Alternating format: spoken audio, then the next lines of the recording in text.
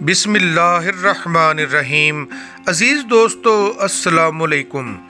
اللہ رحمان جو سمیع بصیر ہیں اپنے کلام مقدس قرآن عظیم کی سورۃ بقرہ کی آیت نمبر 48 میں یوں ارشاد فرماتے ہیں، اس دن سے ڈرتے رہو جب کوئی کسی کو نفع نہ دے سکے گا اور نہ ہی اس کی بابت کوئی سفارش قبول ہوگی اور نہ کوئی بدلہ اس کے عوض لیا جائے گا اور نہ مدد کیے جائیں گے۔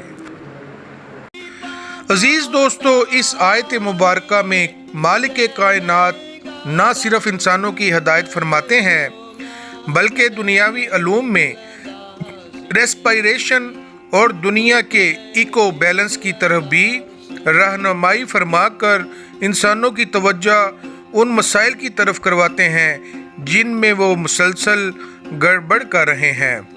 آئیے اس آیت میں موجود الفاظ پر غور و خوض کرتے ہیں۔ اس آیت میں ایک لفظ نفس کا ایک مطلب سانس بھی ہے جو منہ اور ناک کے نتنوں کے ذریعے بدن کے اندر جاتا ہے اور باہر نکلتا ہے، اور یہ ریسپیریشن کے عمل کی طرف اشارہ ہے جس میں سانس کے ذریعے آکسیجن بدن کے اندر جاتی ہے اور پھر کاربن ڈائی آکسائیڈ بن کر باہر نکلتی ہے۔ اسی طرح ایک لفظ الشیء ہے جس کا مطلب وہ چیز ہوتی ہے جس کا علم ہو سکے، اور موجودات اور معدومات سب کو شیء کہتے ہیں، اور نفس الشیء سے مراد انسانوں کے علاوہ دوسری چیزوں میں بھی ریسپائریشن کا عمل ہوتا ہے، جیسے پودے، جانور، باڈی سیل اور بیکٹیریا، یہ سارے ریسپائریشن کے عمل سے بھی گزرتے ہیں۔ اسی طرح ایک لفظ یقبل ہے جس کا مطلب پروا کی ہوا ہے، اور یہ ایکو سسٹم میں موجود گیسوں کا ہونا کی طرف اشارہ ہے۔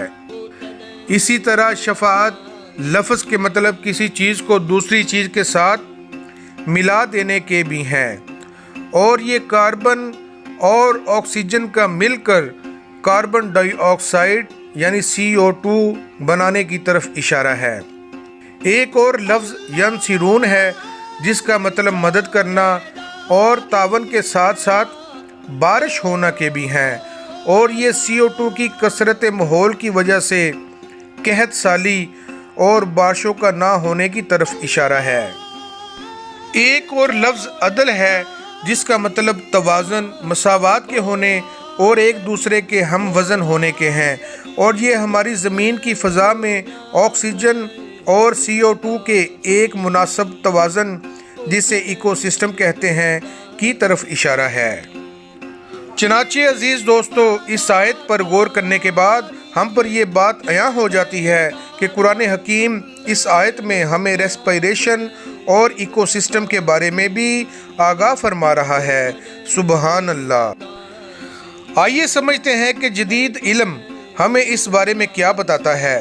ہمارے پھیپھڑے اور سانس لینے کا نظام ہمیں سانس لینے میں مدد کرتے ہیں۔ ہوا کے ذریعے آکسیجن ہمارے جسم میں داخل ہوتی ہے، اور اسی طریقے سے کاربن ڈائی آکسائیڈ سانس باہر جاتے وقت نکال دی جاتی ہے۔ اس پورے عمل کو ریسپائریشن کا عمل کہتے ہیں۔ ریسپائریشن کا عمل انسانوں، جانوروں اور پودوں کے خلیوں میں ہوتا ہے، اور خاص طور پر سیل کے اندر موجود مائٹوکونڈریا کے اندر جو سیل کے سائٹوپلازم میں پائے جاتے ہیں۔ مائٹوکونڈریا کو بیکٹیریا بھی کہہ سکتے ہیں۔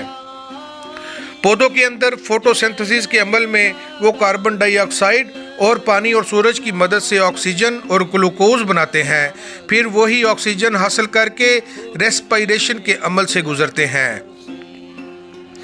ہماری زمین کے ماحول میں CO2 کی بلند سطح سے پودوں میں فوٹوسنتھسس کا عمل تیز ہو جاتا ہے، اور اسی طرح ماحول میں CO2 کا بیلنس برقرار رہتا ہے جو زمین پر حرارت کے بیلنس کے لیے ضروری ہے۔ ہماری زمین میں جانور، انسان سانس کے ذریعے آکسیجن جسم کے اندر لے جاتے اور کاربن ڈائی آکسائیڈ کو فضا میں بھیجتے ہیں۔ इस तरह पेट्रोल, मीथेन, प्लास्टिक के जलने से भी कार्बन डाइऑक्साइड फ़ज़ा में दाखिल होती है और उस वक्त कार्बन डाइऑक्साइड हमारी ज़मीनी माहौल में तारीख़ के सबसे ज़्यादा मिकदार में मौजूद है, जिससे हमारी ज़मीन का इको बैलेंस ख़राब हो रहा है। इको बैलेंस की खराबी के नतीजे में मिट्टी का खात्मा हो जाता है, दरख्तों की कमी, सैलाब के ख़तरात बढ़ रहे हैं, ग्लोबल वार्मिंग में इजाफा हुआ है, पहाड़ों के ऊपर ग्लेशियर पिघलकर समुंदर की सतह को बुलंद कर रहे हैं, बारिशों की तादाद कम और ज़मीन की सतह के नीचे पानी की गहराई मज़ीद बढ़ गई है, खाने के मसाइल और चेन मुतासर हुई है और मुख्तलिफ अक़साम की बीमारियों में इजाफा हो चुका है। बेशक अल्लाह करीम हमें दुनिया और आखिरत दोनों की भलाई की रहनुमाई फरमाते हैं। कुरान हकीम जो सच्चे मालिक का सच्चा कलाम है, हमें दुनिया में फसाद करने से रोकता है ताकि हम आखिरत में जन्नत के बागों में रह सकें। अल्लाह हाफिज़।